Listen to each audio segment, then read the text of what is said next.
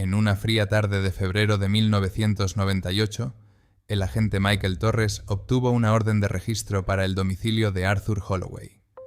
3 horas antes, un patrullero había parado al tanatopractor por exceso de velocidad y había observado una gota de sudor en la sien de su extraña pasajera. Un detalle imposible para un objeto inanimado. Ahora, al entrar en una vieja mansión victoriana a las afueras de la ciudad, Torres pensó que el propietario no era más que un excéntrico coleccionista de maniquíes hiperrealistas. En un rincón del salón, iluminada por la suave luz de una lámpara de pie, una joven con un vestido vintage de los años 50 leía un libro abierto. Su postura era perfecta, la espalda recta, la cabeza inclinada con elegancia y los dedos congelados sobre la página. El agente Michael Torres se acercó para examinar los detalles de la obra. Bajo la gruesa capa de maquillaje teatral y polvos, olió algo raro, un ligero aroma a sudor y orina que flotaba entre litros de perfume barato. Y entonces vio algo que le hizo desenfundar su arma reglamentaria.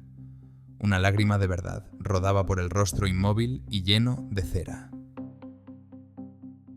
El 23 de abril de 1997, Melissa Chen llegó tarde al ensayo. La estudiante de teatro de 22 años trabajaba por las tardes en un pequeño estudio de danza a las afueras de la ciudad, enseñando ballet clásico a niños. Aquel día, la última alumna llegó tarde. La niña no dominaba una pirueta, y Melissa se quedó con ella media hora más. Era el tipo de persona que Arthur Holloway llamaría más tarde demasiado inquieta. Los constantes gestos con las manos, el hábito de arreglarse el pelo, la incapacidad de permanecer quieta durante más de un minuto. La danza era su vida, el movimiento su estado natural. Incluso mientras esperaba el autobús, daba imperceptibles golpes o estiraba los pies. A las 19:42, la cámara de seguridad grabó a Melissa saliendo del estudio. Normalmente caminaba por la calle principal hasta la parada del autobús, unos 15 minutos a paso ligero. Pero aquella tarde estaban cambiando el asfalto y tuvo que cruzar un antiguo bloque industrial. El atajo por el descampado le ahorraba 5 minutos de trayecto. La grabación de la cámara de la gasolinera la muestra pasando por delante de un almacén abandonado. Dobló la esquina de un edificio de ladrillo y desapareció de la vista para siempre. 3 horas más tarde, su compañera de piso denunció la desaparición. La policía no empezó a buscar hasta 48 horas más tarde, procedimiento habitual para los adultos. Para entonces, Melissa estaba tumbada en una mesa metálica en el sótano de Arthur Holloway, paralizada por 20 miligramos de becuronio intravenoso. Lo veía todo, lo oía todo, lo entendía todo, pero no podía mover un dedo. Arthur trabajó metódicamente. Primero el catéter urinario, la higiene es primordial. Luego un armazón de metal, similar a los que se utilizan para sostener miembros rotos, pero modificado. Ataduras de alambre en las muñecas, codos, rodillas. Un corsé de barras de refuerzo para sostener la columna vertebral. Todo esto estaba oculto bajo su ropa.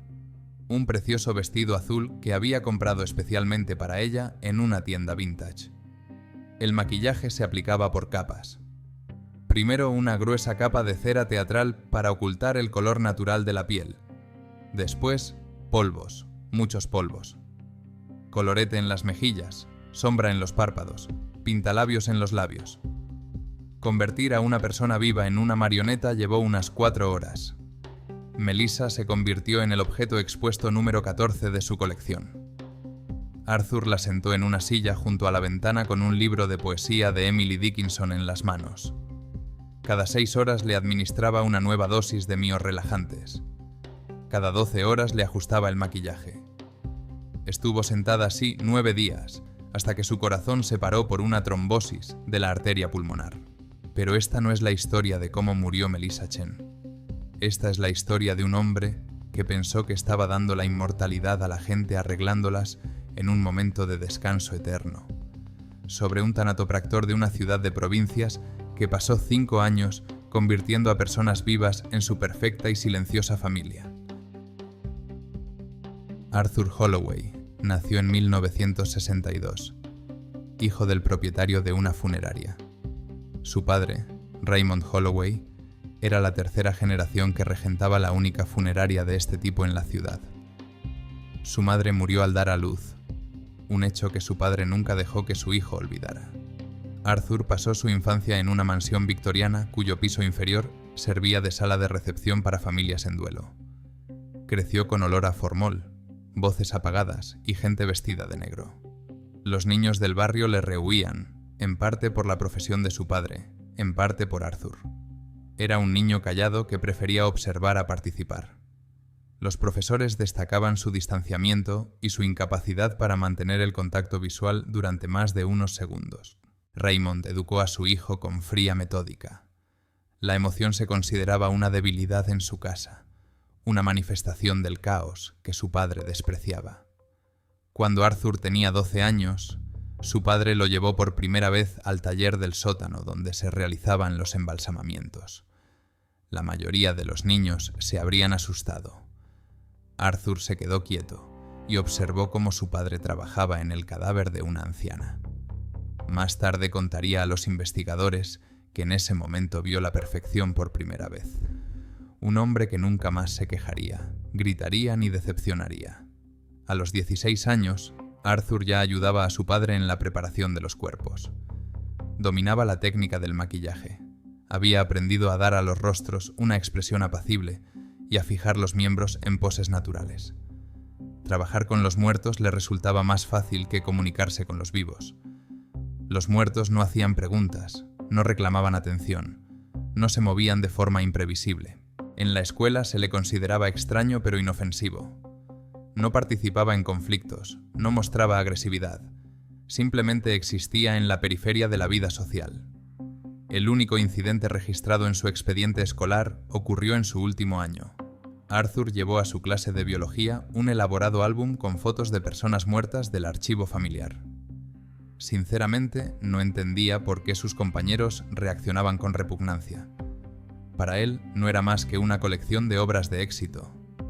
Tras graduarse en la escuela, Arthur obtuvo la licencia de tanatopractor y se incorporó oficialmente al negocio familiar. Su padre murió de un ataque al corazón en 1987, dejando a su hijo con una casa, un despacho y un aislamiento total del mundo exterior. A los 25 años, Arthur vivía solo en una enorme mansión. Trabajaba con cadáveres por la noche y apenas tenía contacto con personas vivas, aparte de los afligidos familiares de los clientes. Los vecinos lo describían como un hombre tranquilo y educado, que siempre saludaba pero nunca mantenía una conversación. No asistía a los actos de la ciudad, no tenía amigos ni salía con mujeres. Su única afición era coleccionar muebles antiguos de los años 50, una época que consideraba el culmen del orden estético. En otoño de 1992, el cuerpo de Caroline Murphy, una estudiante de teatro de 20 años que había muerto en un accidente de coche, llegó a la funeraria Holloway. Sus padres habían pedido un ataúd abierto, y Arthur tuvo que reconstruir el rostro que había quedado dañado en el impacto. Trabajó en él 3 noches seguidas, capa tras capa de cera, alisando los contornos, igualando los colores. Cuando estuvo terminado, Caroline parecía como si acabara de dormirse. Serena, quieta, perfecta. Arthur se sentó a su lado hasta el amanecer, incapaz de apartar la mirada. En el funeral, salió del sótano por primera vez en años para observar las reacciones de la gente. La madre de Caroline sollozaba tan fuerte que tuvieron que sacarla de la sala. Su padre permanecía de pie con el rostro petrificado. Los amigos de la difunta cuchicheaban, se arreglaban el pelo, miraban sus teléfonos. Algunos incluso se rieron de la broma inapropiada. Arthur observó el caos, los movimientos espasmódicos, las muecas, y sintió un asco creciente. Luego dirigió su mirada a Caroline en el ataúd. Era la única de la sala que mantenía su dignidad, la única que no estropeó el momento con su alboroto. Aquella noche, Arthur bajó al sótano y permaneció sentado en la oscuridad durante mucho tiempo. Más tarde, durante sus interrogatorios, describiría ese momento con una claridad aterradora. Se dio cuenta de que la muerte no era el final, sino la liberación. Liberación del caos del movimiento, de la fealdad de las emociones, de la infinita vanidad de la existencia. Fue entonces cuando tuvo el pensamiento que lo cambió todo. ¿Por qué esperar a que un hombre muera cuando se le puede dar esta perfección mientras está vivo? Él no lo veía como un asesinato. En su lógica, iba a salvar a la gente, especialmente a los que más sufrían, aquellos que no podían parar, que no podían callarse. Bailarines, actores, estudiantes, jóvenes cuya energía le parecía una enfermedad que necesitaba tratamiento. Arthur pasó los meses siguientes preparándose. Estudió la literatura médica sobre miorrelajantes, experimentó con dosis en animales callejeros y convirtió el sótano de la casa de sus padres en una réplica exacta de un salón de los años 50, con muebles antiguos, lámparas de pie y estanterías. Incluso instaló aislamiento acústico, explicando al contratista que quería un cine en casa. En la primavera de 1993, todo estaba listo. Su primera víctima fue Marcus Wayne, un estudiante de danza de 19 años al que Arthur había visto en una parada de autobús. Marcus no paraba de moverse. Pisaba fuerte, chasqueaba los dedos, movía la cabeza al ritmo de la música de sus auriculares. Para Arthur, era la encarnación del caos que había que arreglar. El sistema creado por Arthur Holloway funcionó durante 5 años. Durante ese tiempo, secuestró a 17 personas y las convirtió en su familia perfecta y silenciosa. Arthur Holloway operaba según un sistema preciso que había estado perfeccionando durante 5 años. Sus métodos se caracterizaban por una precisión quirúrgica y una racionalidad aterradora. No era un depredador impulsivo, sino un coleccionista con un plan impecable. La elección de las víctimas seguía criterios estrictos. Arthur buscaba jóvenes de entre 18 y 25 años, con lo que él llamaba postura noble.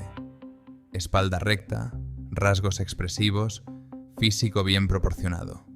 Frecuentaba estudios de danza, producciones teatrales de universidades locales, cafés cercanos al campus universitario.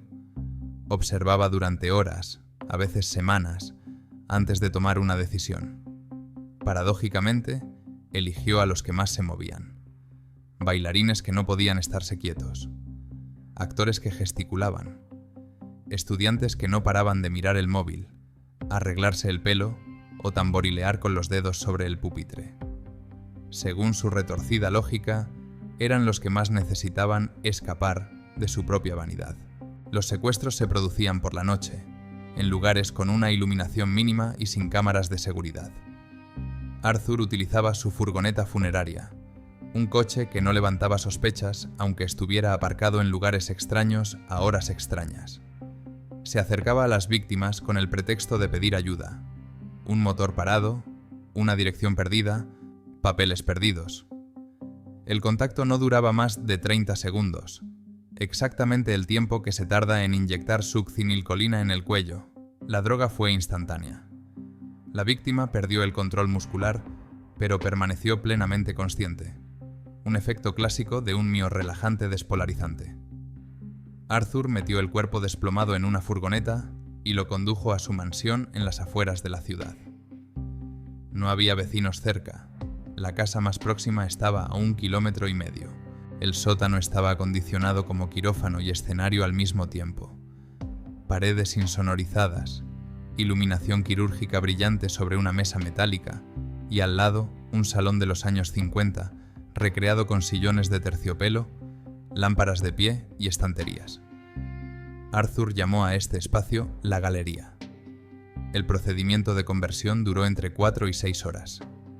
Primero, un catéter y un goteo para mantener la hidratación. Después, el armazón metálico. Abrazaderas de alambre en las articulaciones, un corsé hecho de barras de refuerzo para fijar la columna vertebral, todo ello oculto bajo la ropa. Arthur compró de antemano ropa vintage en tiendas de segunda mano. vestidos, trajes, accesorios de una época que él consideraba la referencia de la estética. El maquillaje se aplicó por capas. Cera teatral para igualar la textura de la piel. Polvos densos, colorete, sombra, pintalabios, todo en colores apagados y nobles. El toque final. Litros de perfume barato para tapar el inevitable olor a sudor y secreciones fisiológicas. Cada 6 horas, Arthur le administraba una nueva dosis de becuronio, un miorrelajante no despolarizante con una mayor duración de acción. Cada 12 horas ajustaba su maquillaje y recolocaba sus extremidades para evitar que se formaran escaras con demasiada rapidez. Hablaba con sus objetos expuestos, les leía en voz alta y ponía música de los años 40 y 50. Había 3 o 4 víctimas activas en el sótano al mismo tiempo. Arthur las sentaba en sillones, las colocaba junto a la ventana con un libro, las sentaba a la mesa.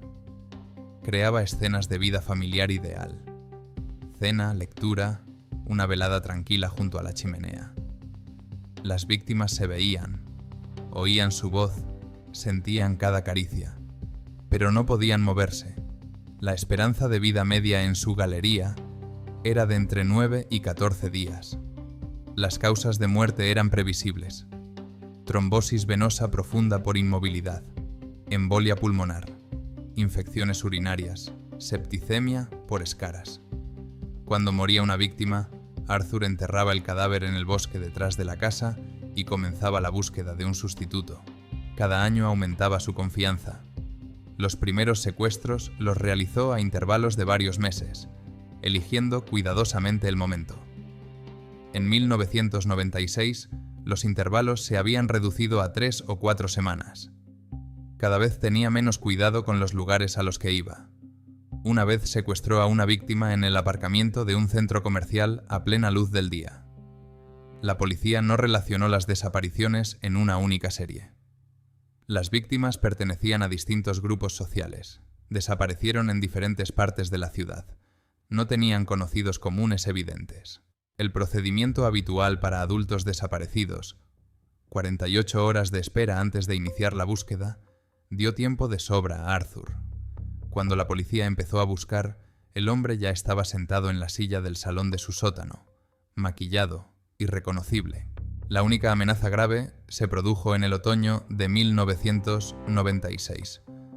Un vecino que vivía a 1,5 kilómetros de la mansión decidió sacar a pasear a su perro por el bosque y observó un montículo de tierra fresca. Llamó a la policía, pero el agente de guardia lo descartó como actividad de animales salvajes. Nadie acudió a comprobarlo. Arthur se enteró de la llamada a través de un conocido de la comisaría. La funeraria colaboraba habitualmente con la policía, y pasó los 3 meses siguientes esperando su momento antes de continuar. En febrero de 1998 había 17 personas en su colección. 13 de ellas yacían en tumbas poco profundas detrás de la casa. 4 seguían en la sala de estar del sótano cuando Arthur cometió el error que destruyó todo su sistema. El 12 de febrero de 1998, Arthur Holloway tomó una decisión que arruinó 5 años de trabajo perfecto. Una de sus exhibiciones, Nicole Baker, de 23 años, antigua alumna de ballet, empezó a mostrar signos de insuficiencia cardíaca. Su piel había adquirido un tono grisáceo que ni siquiera una gruesa capa de maquillaje podía ocultar. Arthur decidió que ya no era apta para la composición y planeó una sustituta. El problema era que ya tenía una nueva víctima en mente, una camarera de un café de la otra punta de la ciudad. Para ahorrar tiempo, Arthur decidió combinar los 2 viajes. Primero llevar a Nicole al bosque para enterrarla, y luego recoger a la nueva invitada. Pero llevar el cuerpo en una furgoneta abierta de la funeraria durante el día era demasiado arriesgado. Podría llamar la atención. Por primera vez en 5 años, Arthur se desvió de sus propias reglas. Puso a la paralítica Nicole en el asiento delantero de su coche particular, le maquilló la cara con una máscara de cera y le puso gafas oscuras. Desde fuera, debía parecer una pasajera dormida, o como mínimo, un maniquí de exposición que el dueño de una tienda de antigüedades iba a trasladar a otro lugar. Una cosa que no tuvo en cuenta fue el calentador del coche. Aquel año, febrero era frío, así que Arthur puso la calefacción al máximo. Cuando el patrullero David Connelly lo detuvo por exceso de velocidad, la temperatura del habitáculo había subido lo suficiente como para desencadenar la única reacción fisiológica que los miorrelajantes no bloqueaban: la sudoración. El agente Connelly se acercó a la ventanilla del conductor y le pidió que se identificara. Arthur mostró su carné con su cortesía habitual. Connelly miró a la pasajera, una mujer inmóvil con un vestido de época y gafas oscuras, y le preguntó si se encontraba bien. Arthur respondió que llevaba un maniquí de exposición para una feria de antigüedades. Connelly asintió y estaba a punto de volver a Secaucus a su coche cuando se dio cuenta. Una pequeña gota de sudor rodando por la sien del maniquí desde debajo de una capa de maquillaje. Un detalle imposible para un objeto inanimado. Exigió que Arthur saliera del coche. Se dirigió a la puerta del copiloto. Le quitó las gafas oscuras a la mujer y vio unos ojos muy abiertos que le miraban fijamente. Ojos llenos de terror y súplica. Los ojos de una persona viva en un cuerpo completamente inmóvil. Arthur no intentó huir. Cuando Connelly sacó su arma reglamentaria y le ordenó que se tirara al suelo, el tanatopracticante levantó lentamente las manos con una expresión de profunda decepción en el rostro. El agente recordó más tarde que Holloway no parecía asustado sino molesto, como un artista cuya obra hubiera sido interrumpida en un momento inoportuno. Lo único que dijo antes de ser esposado fue que, de todos modos, ella no era la adecuada para la escena. En 3 horas se obtuvo una orden de registro de la casa. El equipo de asalto entró en la mansión Holloway sobre las 9 de la noche. En el sótano encontraron a 4 personas, 3 mujeres y un hombre, disfrazadas, vestidas con ropa de época y sentadas en sillas alrededor de una mesa puesta. Los 4 estaban vivos. Los 4 estaban plenamente conscientes. Ninguno podía moverse. Los forenses trabajaron en el lugar durante 48 horas. El georradar detectó 13 enterramientos poco profundos en el bosque situado detrás de la casa. Los cuerpos se encontraban en diversos estados de descomposición, desde restos esqueléticos hasta cadáveres relativamente conservados. Los forenses identificaron a todas las víctimas a partir de registros dentales y fragmentos de ADN. La investigación reconstruyó la cronología de los crímenes a partir de las propias notas de Arthur. Llevaba un diario detallado en el que anotaba la fecha de secuestro de cada víctima, la dosis de droga utilizada, la duración de la vida en la galería y la causa de la muerte. Las anotaciones estaban hechas con letra pulcra, sin un solo comentario emocional. Pura estadística, como el informe de un contable. El juicio de Arthur Holloway comenzó en septiembre de 1998 y duró 4 meses. La fiscalía le acusó de 17 cargos de secuestro, 13 de asesinato y 4 de intento de asesinato. La defensa insistió en la demencia del acusado. Una evaluación psiquiátrica determinó que Holloway padecía un trastorno grave de la personalidad con elementos de narcisismo y síndrome obsesivo-compulsivo. Los expertos señalaron su total incapacidad para empatizar y su fijación patológica por el control. Sin embargo, era plenamente consciente de la ilicitud de sus actos, y se le consideró cuerdo. Los testigos clave de la acusación fueron los 4 supervivientes. Todos habían sufrido daños permanentes en su sistema nervioso debido a la exposición prolongada a miorrelajantes y a la inmovilidad forzada. 2 viajaban en silla de ruedas. Una mujer tenía pérdida parcial de visión. Un hombre sufría temblores crónicos y ataques de pánico. Se turnaron para declarar describiendo los días y semanas que habían pasado en el sótano de Holloway. Sus voces sonaban planas, demasiado planas para las historias que contaban. Uno de los miembros del jurado confesó más tarde a los periodistas que fue esta monotonía antinatural lo que más le impresionó. La gente hablaba de sus experiencias de horror como si estuvieran leyendo las instrucciones de un electrodoméstico. Arthur Holloway Escuchó el testimonio sin emoción aparente. Varias veces tomó notas en su cuaderno. Cuando una víctima describió cómo sentía que su cuerpo se moría lentamente hasta no poder ni gritar, Holloway movió la cabeza. Un gesto que podría interpretarse como desacuerdo o decepción. En su última declaración, el acusado se negó a disculparse. En su lugar, pronunció un breve discurso sobre cómo la gente no entiende el valor de la paz, que el tráfico es una enfermedad del mundo moderno y que él solo intentaba mostrar a sus invitados una forma de ser diferente. El juez le interrumpió a los 3 minutos. El 23 de enero de 1999, el jurado llegó a un veredicto de culpabilidad en todos los cargos. Arthur Holloway fue condenado a cadena perpetua sin libertad condicional.